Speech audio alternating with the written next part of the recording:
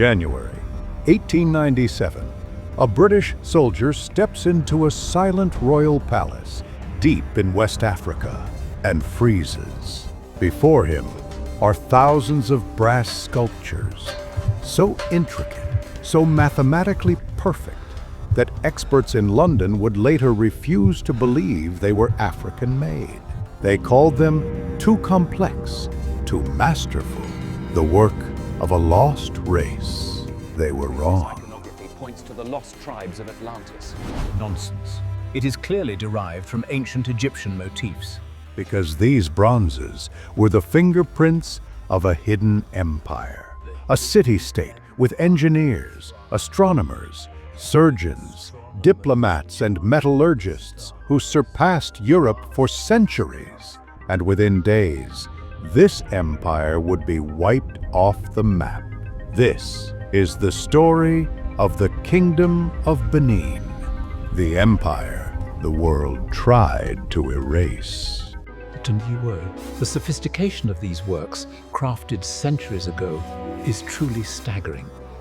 When Portuguese sailors first arrived in 1485, they expected scattered villages, simple huts, tribal clusters. Instead, they stood before a metropolis. Benin City had miles of straight, paved streets, a planned grid system, water channels, state-managed moats, and earthen walls stretching 4 times the length of the Great Wall of China. A traveler wrote, "The streets of Benin are as straight and well-built as those of Lisbon." Europe had no city like this. Within the palace, a structured bureaucracy worked day and night. Councils, guilds, historians, and the Oba, who ruled one of Africa's most stable governments. The kingdom's organization wasn't tribal, it was administrative, legalistic, and sophisticated. So why did no one in Europe speak of this? Why did this city vanish from history books? To cast bronze on a massive scale, you need temperatures of over 1,000 degrees Celsius. Europe didn't consistently achieve this level until the 19th century. Benin did it in the 1200s. Their artists used a technique called the lost wax process, an art form so advanced that modern metallurgists still call it one of the world's greatest artistic traditions. These bronzes documented royal genealogies, wars, city maps, ceremonies, astronomical events, diplomatic encounters. One plaque even shows Portuguese explorers arriving, meaning Benin's artists recorded world history in real time. They weren't making decorations, they were creating metal archives. And those archives held secrets powerful enough to attract the attention of empires. By the 1600s, Benin faced a new kind of threat. Trade networks shifted, power struggles simmered. European merchants, now desperate for palm oil and territory, began to manipulate West African politics. A British agent wrote, "Benin is too independent for our interests." Too independent. Benin controlled its own markets, its own diplomacy, its own terms. And independence is a problem when an empire wants your land. What happens next is one of the most ruthless military operations in African colonial history. In 1897, the British launched the largest military operation of its kind, converging on Benin City from multiple directions. In February 1897, the British Empire launched a mission against Benin City. Not a war, a removal.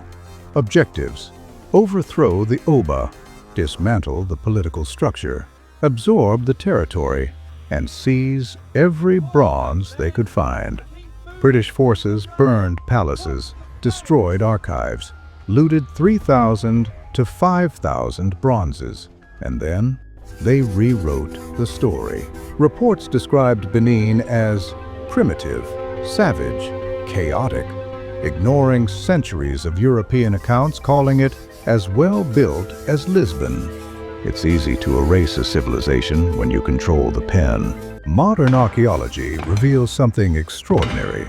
Benin's engineers understood structural resonance, long-distance road planning, hydrological systems, advanced metallurgy, urban energy layouts, bureaucratic governance centuries ahead of its time.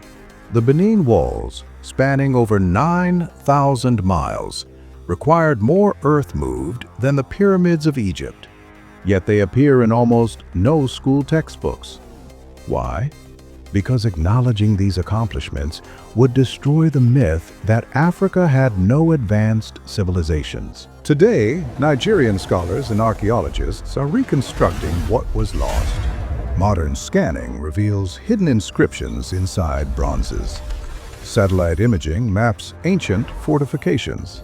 And the descendants of Benin's Bronze Guild still cast metal using the same lost wax techniques. A few stolen bronzes have returned home, but most remain in museums across Europe and the United States, displayed behind glass, stripped of their history, their labels vague and incomplete. They are silent witnesses to an empire nearly erased. History is not written by the winners. It is written by the archivists, the ones who keep the records. Benin didn't fall because it was weak. It fell because it was brilliant.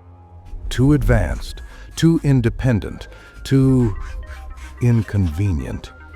And brilliance can be dangerous to empire.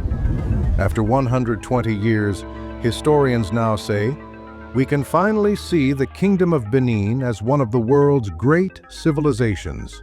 Not a curiosity, not a mystery, a civilization, one that deserves to be remembered. How many more empires are waiting to be rediscovered? If one this advanced vanished from history,